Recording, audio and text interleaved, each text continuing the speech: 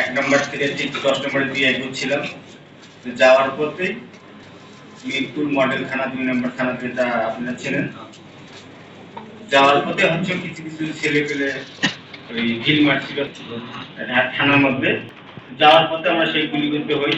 আমি পূর্ণিমা রেস্টুরেন্টের পাশে ছিলাম, যাচ্ছিলাম, গাছের নিচে আমি শুয়ে পড়ি। কিভাবে তারপর ছোটা গুলি এসে আমার চোখে মুখে মাথায় ঢুকে যাবে বুঝতে পারিনি। তারপর সাথে সাথে অন্ধ হয়ে যায়, দেখতে পাইনি। পাইপ দিয়ে যেভাবে পানি বের হয় এরকম আমার দু চোখ মাথা দিয়ে পানি বের, মানে রক্ত বের হয়ে গেছিল। আমি অন্ধ, দেখতে পাইনি।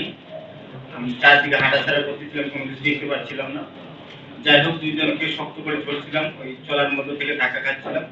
তোমরা আমাকে 10 নম্বর একটা আলো নামে একটা হসপিটাল ছিল, ওখানে শিফট করার কিছুক্ষণ পর, ধরেন আধা ঘন্টার মধ্যে আমাকে স্যালাইন দেয়। স্যালাইন দেওয়ার পর ওখানে মনে হয় আমি শুয়েছিলাম। তো এর মধ্যে আমি যেখানে জব করতাম, মিরপুর টিএসএক্স ছাড়ে, তো আমার একটা ফোন ছিল, ওই যারা আমাদের ওখানে শিফট করছে তাদেরকে ফোনটা দিই আমি স্যারকে ফোন করার জন্য। নাম বলে দিই, পরে ওনারা ফোন করে স্যারকে জানান বিষয়টা। তো স্যাররা ওখান থেকে আসতে যতটুকু সময় লাগে, প্রায় 1 ঘন্টার বেশি সময় লাগছে। তো আমাকে 20 মিনিটের মধ্যে ওখান থেকে আমাকে ডেল্টাতে শিফট করায়, অর্থাৎ যেটা আপনার দারুসালাম নামে চিনেন, দারুসালাম রোড। এর মধ্যে আমার ওই যেখানে আলোকে যে স্যালাইনটা দেয়, সেই স্যালাইনটা বন্ধ হয়ে যাওয়া চলার পথে।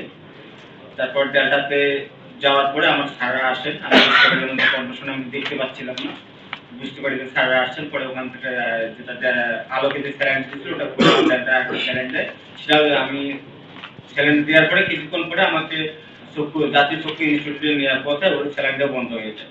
যাই হোক, সন্ধ্যা, আনুমানিক সন্ধ্যা হবে, আমি বুঝতে পারি না, ওই সময় দেখতে পাচ্ছিলাম না যেহেতু বুঝতে পারি না, আনুমানিক সন্ধ্যা হবে।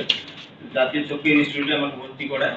তো ওখানে স্বাভাবিক চিকিৎসা যেটা হয়, সেই চিকিৎসার মধ্যে দিয়ে আমাকে 15 দিন ওখানে রাখে, অর্থাৎ 5 তারিখ থেকে 19 তারিখ পর্যন্ত, 19 আগস্ট, 5 আগস্ট থেকে 19 আগস্ট পর্যন্ত ওখানে আমাকে রাখে। তারপর আমাকে ওখানে রিলিজ দিয়ে দেয়। তারপর আমি ডিএসএস যে বাসায় ব্যাচেলার বাসায় থাকি, সেখানে আমি চলে যাই। সেখানে মানে 15 দিন থাকার পর 19 তারিখ চলে যাই।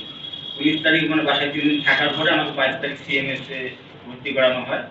তো ওখানে 22 তারিখ থেকে গত 29 আগস্টে আমার পর্যন্ত আর কি মানে থাকি। লাস্ট 29 আগস্টের শেষ মুহূর্তে আমাকে বাঁ চোখটা অপারেশন করে।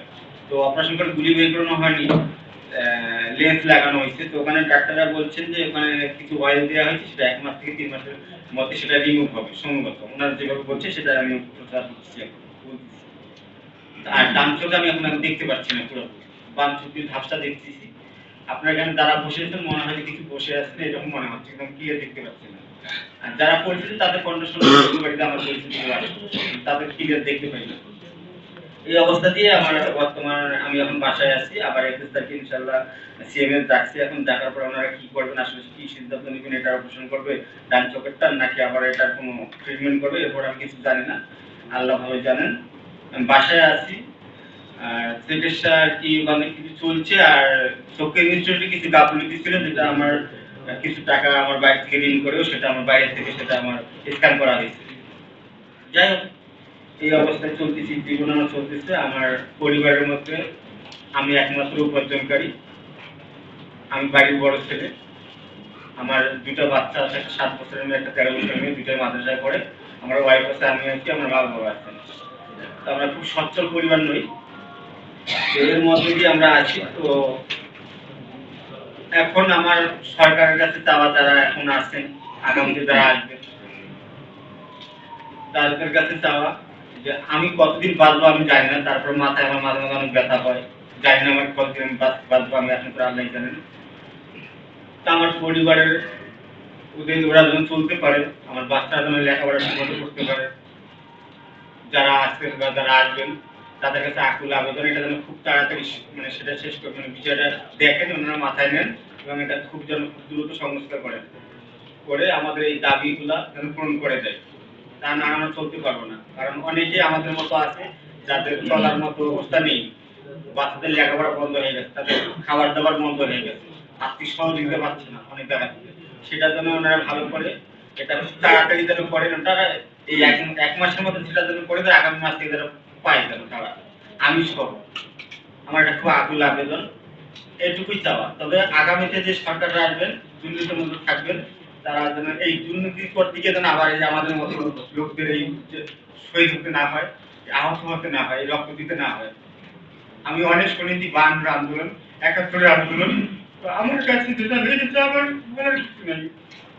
আমি যেটা দেখেছি সামনে থেকে, আমি যেটা বুঝতে পারছি যে আমি কি করবো, কি হলো আমার পরিবার কিভাবে চলবে, এই দেশটা কিভাবে চলবে। কাজের যত আন্দোলন, কেন আমরা আন্দোলন করব? এই দুর্নীতি চাই না। আপনার দেশ আমার দেশ, দুর্নীতি বাংলাদেশ চাই, দুর্নীতি মুক্ত বাংলাদেশ চাই আমি। এটাই চাই আমি সরকারের কাছে। আগামীতে যারা আসুক তারা যেন দুর্নীতি মুক্ত নিয়ে থাকে। যত যত আইন আছে, যত বিচার বিভাগ আছে, প্রশাসন আছে, এটা যেন খুব দ্রুত 100% সংস্কার করে, এটা যেন দুর্নীতি মুক্ত করে থাকে। এটাই আমি সরকারের কাছে চাওয়া। যারা আমরা আহত হয়েছি, এই কথা আমি আরেকবার বলতে চাই, যারা আমরা আহত আছি, যারা শহীদ হয়েছেন, তাদের তো কি আর বলবো, আমরা যারা আহত হয়েছি আমরা কদিন বাঁচবো জানি না। তবে এটা যেন খুব তাড়াতাড়ি সরকার খুব তাড়াতাড়ি এটা যেন সংস্কার করে, এবং এটা যেন খুব কাজ বা যেটাই হোক যেভাবে সম্ভব সেটা তাড়াতাড়ি এই আহতের মধ্যে মিলিয়ে দেয়, এটা আমরা সারা জীবন পেতে পারি।